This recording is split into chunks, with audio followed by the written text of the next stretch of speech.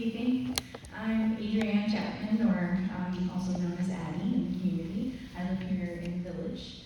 I'm a person with a disability, and I am low income, as most people with disabilities are. I can't speak for all persons with disabilities, but I do know that all too frequently I see people who are using motorized wheelchairs and things in the village, and I fear for them so much because it's very unsafe to travel that way on the pavement, and the side of the road is all washed out, which is impossible. So I ride my bike as well, and I contacted you the other day about this. I guess my question is sort of multifaceted. Transportation is a huge issue. Safety when using alternative transportation modes such as walking or cycling for people with disabilities who use wheelchairs. Young parents with strollers, I see that very often as well. What sort of things would you push to put in place to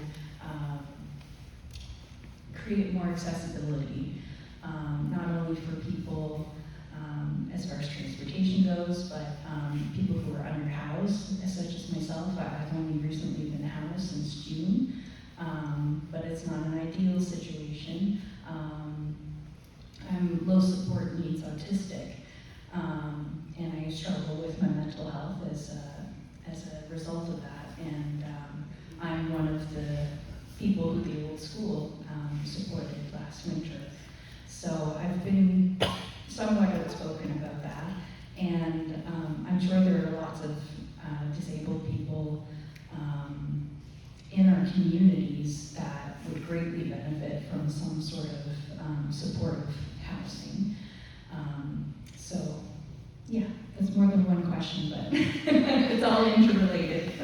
Thank you. David goes first. Well, thank you, Addie, for the question. In regards to the Highway number 7, the state of shoulders, that's a provincial mandate issue. I've been talking to Ken Smith about this for quite some time in regards to trying to fix the shoulders as much as we can before they wash out, especially about Tim Hortons. It keeps getting root flooded pretty bad. But we had some success east of the bridge, and when the province decides to do this west side of the bridge, you'll see a paved shoulder through Muscatine Harbor. As the plan was, it's to be done in 3 phases. If they're still on track, it should be done next year by the province if they stay on track. The other issue is the bridge replacement. Is how to propose to do the bridge replacement. Will that kind of trump the highway infrastructure first? So we'll see how the province deals with that. In regards to affordability and accessibility, the municipality does have a lot of affordable access programs made available for persons with disabilities. It's have to make sure there's opportunities for inclusion, for registration, for transportation. Also try to help with property taxes as well. So we try to encourage those who have low income to try to stay in their homes when they can, but also have the programs to assist them.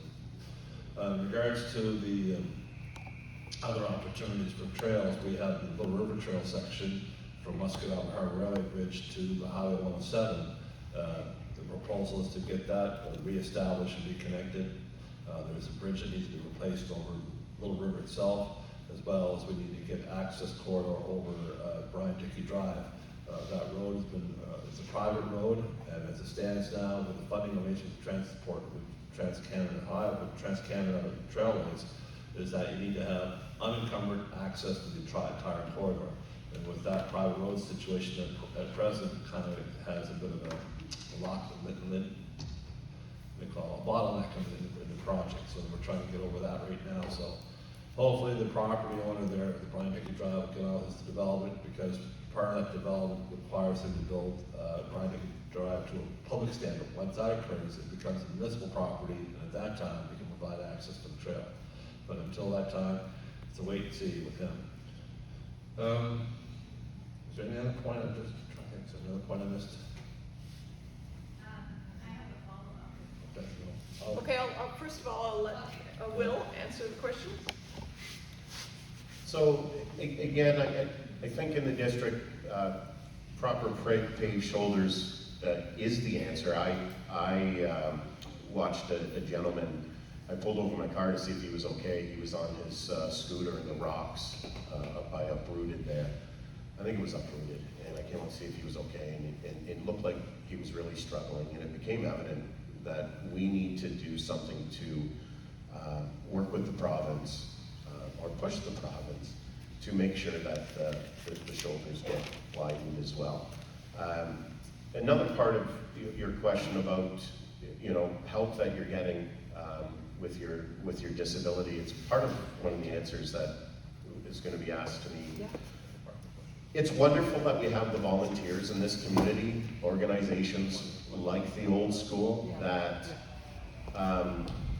really lead the way when it comes to making sure that people have adequate housing, making sure that people have proper mental health, making sure that people have a place to go, like the meal I went to last Thursday was something similar to that.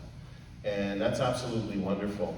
But unfortunately, it seems like the governments, whether it's HRM, whether it's the province, is relying on the volunteers of the community to do all the heavy lifting.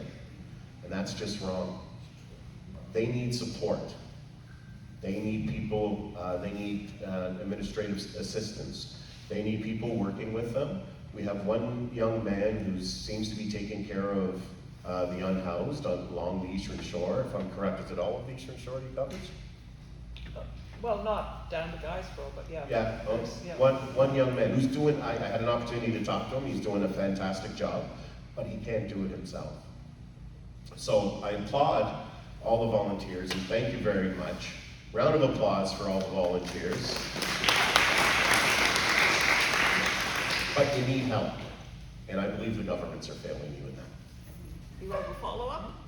Yeah, so I actually just wanted to add about specifically transportation options into the metropolitan area for persons with disabilities.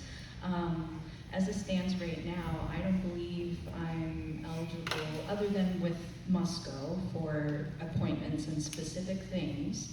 I don't believe there is a bus through the Metro Transit system that comes anywhere near this area for persons with disabilities. So I have sensory issues. You see I'm wearing these glasses that reduce the light from the LEDs, and I wear noise-reducing earplugs because my brain doesn't process things like neurotypicals, and so I'm getting all the information all the time. And riding on the bus is very excruciating for me at times. So Bruce Bailey is in the house tonight, sorry to out you. He's been great, a wonderful resource for our community. He's on a volunteer basis giving people rides, such as myself. Oh, I lost the, oh, there we go. Yeah, just for basic things like getting groceries, which I'm not able to do otherwise. And getting to recreational activities and things like that. So without him, none of that would be possible for me. It's not something that I can use Muscle for. It's not something I can walk to. It's not something I can even cycle to. So I'd be really interested. I'm sure, like I said before, there's tons of people, specifically with disabilities and or seniors, and maybe even children who would greatly benefit from transportation designed specifically for them. So I'd love to see Okay, something Addie, like I that. think we get your point. I'll put it to Will. Again.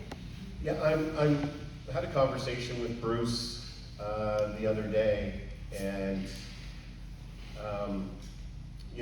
from what I understand and what the community's telling me is he's driving people around for gas money. And the taxi commission says once you collect money, you become a taxi. So I'm a little confused on that, and I get that, rules have to be followed. But I'm a little confused on that mentality, and I'm asking more of a question to council on this. Dave, you were on the taxi commission. But we're encouraged to get cars off the road. We're encouraged to carpool. But according to the taxi commission, if I drive somebody and they give me 10 bucks, I'm a criminal. That makes no sense to me. So we're getting mixed messages from our government on what we're supposed to do. This gentleman is driving people around. He's doing it for gas money. I believe he covers the bridge fare, is that correct? And was fined $280 last week. Oh, wow. So, I mean, instead of smashing it with a sledgehammer, let's just sit down and figure out what we can do, because this young lady here, it's become quite evident, we can't get the excessive bus out here for whatever reason. And we have people in this community that have seen a need and they want to help people out, and we reward them with fines. Thank you. Dave? With the issue of providing a shuttle service, the question is how you define a shuttle service, because under the Motor Vehicle Act and also the Public Carriers Act, the shuttle service is not for hire. It's a courtesy service to provide transportation from point A to point B in regards for a substitute when your own vehicle is not available. That's what normally is. Courtesy shuttles are being done by a lot of the auto mechanics in town through McPhee or through Steel Price, whatever the case may be. But once you start taking money for drives, even for gas money, it becomes a ride for hire. And the issue of the public carrier issues that come in there, and the Nova Scotia Utility Review Board require that if you're a ride for hire, you need to be a licensed taxi driver. And even with Uber trying to come into Halifax and stuff, they're even following the rules and requirement for licensing and stuff. So there's issues there we need to look at, but in regards to the penalization and penalties, the issue is that, you know, if he's providing a shuttle service but collecting money as an unofficial taxi, the question may be, what happens if he had an accident and the person's in that vehicle? What liabilities, what risks are associated with that not having that kind of coverage? The question is, you know, those are some of the things that why the taxi requirements and taxi licenses are trying to have the rules and regulations. Can I just add something to that? I think Linda can, hold on a second. It's not a question, though. It's to help her. So, may I? Yeah, okay, go ahead. So I'm a member of Nova Scotia Guard, for those that don't know what it is. And part of the new enabling act of the Nova Scotia Guard is to provide organization to help them meet it, connect with people that have resources. And so under that, because I've already done my criminal record check and I've already done the other stuff, if I'm carrying people in my car because of a need, I am covered by the province's insurance. So what I would suggest is that the councillors help the community to organize, because I'm perfectly willing to pay people places for free if I'm going there anyway. I have no idea how to do that. And I'm a member of an organization that is supposed to enable that. So I would put it to the council that the council should be aware of what resources are out there so that we connect people with needs with people that have resources. Okay, I'm going to now, thank you for your comment, and I'll now pass it on to the next question. Thank you. I hate to have to quote an American politician, mind your own damn business, but big brother between the government and the lawyers and the insurance companies, they have day-to-day living room. I'd say the guy wants to take somebody and take somebody for gas money. Don't be telling people about that, because the minute you tell it, then the government gets its big nose in there. You should be able to do that. You want to give somebody $5 or $10 for gas, you should be able to do it without bureaucrats sticking their bloody nose in it.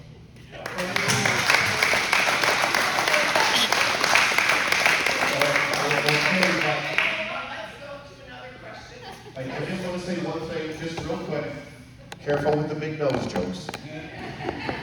Okay. Touche. Thank you. Okay, thank you. All right, hi everyone, I'm Megan McMorris. Thanks to everyone who came out tonight.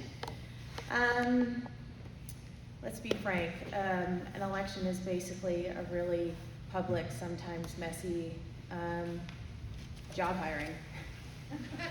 We're all hiring you. As a member of this community and someone who is a volunteering coach for all of my son's sports, I can't speak enough to, what it means to be a part of this community. And so I sometimes think that fewer words says more than more words. So I'd like you to do two things. First of all, I would like you to describe yourself in 3 words. And second of all, I would like you to let us know what are the 3 values, if elected, that are going to drive you in your role that we can hold you accountable to. Okay, you go first. Thank you for the question. 3 words.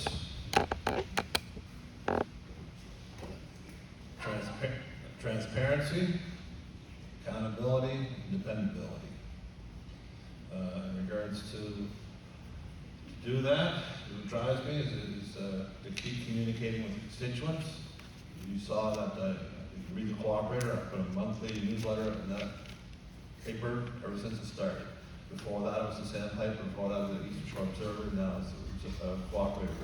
I think communications are important to let the communities know what's going on that affects them. So I think that's always been a part of my mantra, is to keep people informed and to be visible and be accessible.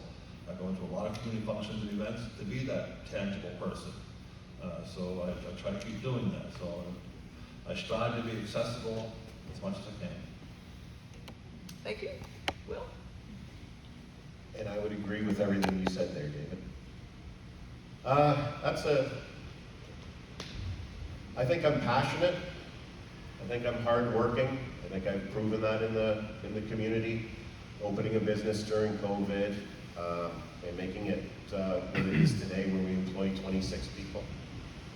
And helping. I help whenever I can.